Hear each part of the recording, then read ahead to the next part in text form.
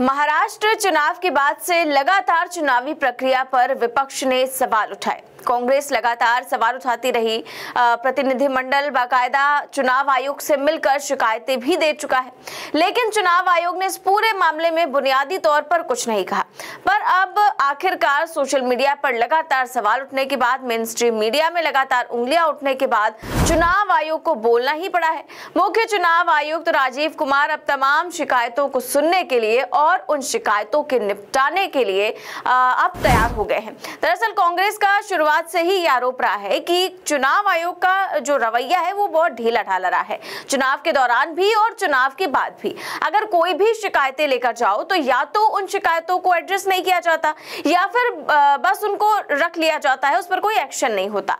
लेकिन अब जब महाराष्ट्र चुनाव के बाद से एक जबरदस्त तरीके से शिकायतों की बौछार हुई, विपक्ष ने चुनाव आयोग को लपेटे में लिया, न केवल मशीन पर सवाल उठाए बल्कि पूरी चुनावी प्रक्रिया पर भी सवाल उठाए, तो आखिरकार अब मुख्य चुनाव आयुक्त और चुनाव आयोग सामने आया है और 3 दिसंबर को कांग्रेस प्रतिनिधिमंडल को मिलने के लिए बुलाया है। खबर देखिए, लिखा है कि चुनाव आयोग ने कांग्रेस प्रतिनिधिमंडल को बुलाया, ईवीएम में गड़बड़ी समेत सभी आरोपों के मिलेंगे जवाब। आगे जो है खबर में लिखा हुआ है कि चुनाव आयोग ने 3 दिसंबर को कांग्रेस प्रतिनिधिमंडल को आमंत्रित किया है। आयोग ने मुख्य विपक्षी दल की चुनावी संबंधी सभी चिंताओं की समीक्षा करने और उन्हें व्यक्तिगत रूप से सुनने के बाद लिखित जवाब देने का आश्वासन दिया है। अपने अंतरिम जवाब में ईसीआई ने राजनीतिक दलों की भागीदारी के साथ पारदर्शी मतदाता सूची प्रक्रिया को दोहराया। निर्वाचन आयोग ने कहा कि महाराष्ट्र में अपनाई गई सभी चुनावी प्रक्रियाओं में पारदर्शिता थी। तो यहाँ पर चुनाव आयोग फिर से अपनी सफाई देने में लग गया है। मिलने से पहले ही बता रहा है कि जो है सारी जो पारदर्शिता थी चुनाव में, और भी बहुत कुछ कहा गया है अपने को लेकर। आगे इसमें लिखा हुआ है कि सूत्रों के अनुसार बैठक में कांग्रेस के वरिष्ठ नेताओं और चुनाव आयोग के अधिकारियों के बीच विस्तार से चर्चा की जाएगी। इसमें ईवीएम की प्रामाणिकता, मतदान प्रक्रिया में पारदर्शिता और अन्य प्रशासनिक मुद्दों पर विचार किया जाएगा। कांग्रेस ने चुनाव आयोग से सुनिश्चित करने की मांग की है कि भविष्य के चुनाव पूरी तरह निष्पक्ष और पारदर्शी हों। इसके लिए पार्टी ने अपनी शिकायतों और सुझावों का एक विस्तृत ज्ञापन भी तैयार किया है, जिसे बैठक में पेश किया जाएगा। इस बैठक को लेकर राजनीतिक गलियारों में चर्चा का बाजार गर्म है। कांग्रेस के नेता इस बैठक को लोकतांत्रिक प्रक्रिया को सुधारने के लिए एक सकारात्मक कदम मान रहे हैं। वहीं चुनाव आयोग ने भी आश्वासन दिया है कि उठाए गए सभी मुद्दों पर निष्पक्षता से विचार किया जाएगा। तो जो भी शिकायतें कांग्रेस पार्टी की है उसे सुनने के लिए चुनाव आयोग तैयार है, क्योंकि कांग्रेस ने हाल में महाराष्ट्र के मुद्दे को लेकर अलग अलग शिकायतें की थी। कांग्रेस का यह आरोप था कि चुनाव के दौरान ही हमने चुनाव आयोग से शिकायत की थी कि हमारे वोटर्स हटा दिए गए हैं, महाविकास आघाड़ी के वोटर्स हटा दिए गए हैं, खास तौर पर उन इलाकों में जहां एक मुश्त वोट पड़ना था इंडिया गठबंधन को। तो वोटर लिस्ट से नाम हटा दिए गए बहुत से लोगों के, और कई जगह वोटिंग स्लो कर दी गई। इसके बाद मशीन को लेकर तो बहुत सारी शिकायतें की ही हैं, साथ में वोटिंग परसेंटेज को लेकर भी बहुत सी शिकायतें हैं कि वोटिंग खत्म हो जाती है, उसके बाद अचानक से वोटिंग प्रतिशत बढ़ जाता है। और सबसे ज्यादा सवाल तो ईवीएम को लेकर खड़े हुए हैं। कांग्रेस अध्यक्ष मल्लिकार्जुन खड़गे ने जब शुक्रवार को पार्टी कार्य समिति की बैठक की तो इसमें भी महाराष्ट्र और हरियाणा विधानसभा चुनाव में हार को लेकर 2 टूक कहा कि अब जवाबदेही तय की जाएगी और ईवीएम ने चुनावी प्रक्रिया को संदिग्ध बना दिया है, इसका निपटारा करना बहुत जरूरी है। तो अब 3 दिसंबर को बुलाया गया है चुनाव आयोग द्वारा, तो कांग्रेस ये मुद्दे भी उठाएगी। लेकिन सवाल है कि क्या उन मुद्दों को, उन तथ्यों पर चुनाव आयोग कोई एक्शन लेगा, कोई जवाब देगा, या चुनाव आयोग क्लीन चिट पहले ही दे चुका है और केवल खाना पूर्ति करने के लिए बुला रहा है। तो ये सारी चीजें देखने वाली बात होंगी। फिलहाल देखिए, इसी को लेकर, इसी मीटिंग को लेकर वरिष्ठ पत्रकार डॉक्टर मुकेश कुमार, उन्होंने ट्वीट करके लिखा हुआ है कि आखिरकार चुनाव आयोग ने कांग्रेस की सुनी है, उनसे बातचीत के लिए 3 दिसंबर को कांग्रेस के प्रतिनिधिमंडल को बुलाया है।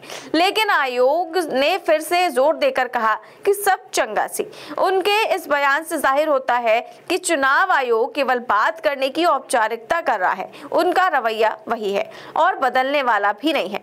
अब ये कांग्रेस पर है कि वो कितनी तैयारी से जाती है और कितने जोरदार तरीके से अपना और विपक्षी दलों का पक्ष रखती है। उसे अपनी टीम में ऐसे विशेषज्ञों को भी शामिल करना चाहिए जो तकनीकी तौर पर ईवीएम के खेल को समझते हो। तो ये सारी चीजें कही जा रही है कि अब हो सकता है कि कांग्रेस एक बड़ी तैयारी के साथ जाए और बहुत महत्वपूर्ण हो जाता है कि चुनाव आयोग अब कांग्रेस पार्टी को मिलने के लिए जब बुला रहा है तो कांग्रेस पार्टी वहां पर चुनाव आयोग में जाकर क्या क्या फैक्ट रखती है और चुनाव आयोग उनका क्या जवाब देता है। आपको याद होगा कि 2 दिन पहले पूर्व चुनाव आयुक्त एसवाई कुरैशी ने कई सारे गंभीर सवाल खड़े कर दिए थे वोटिंग परसेंटेज को लेकर, और देखिए क्या कुछ कहा था उन्होंने।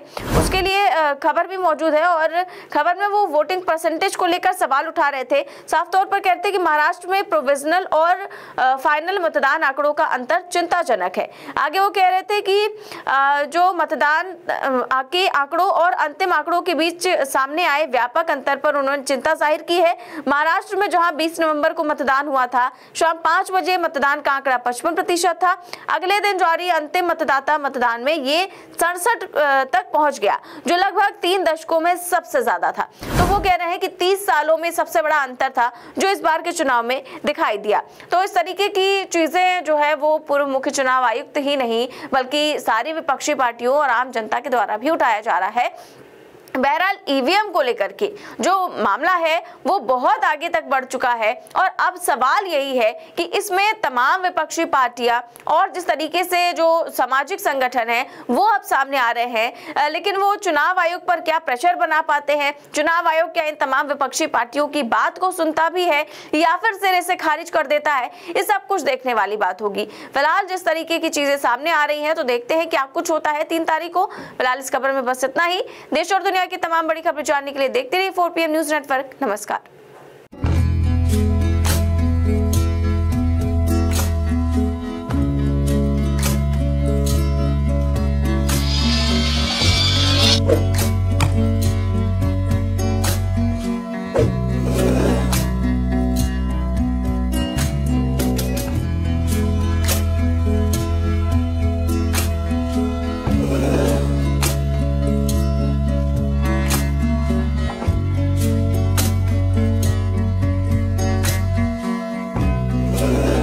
you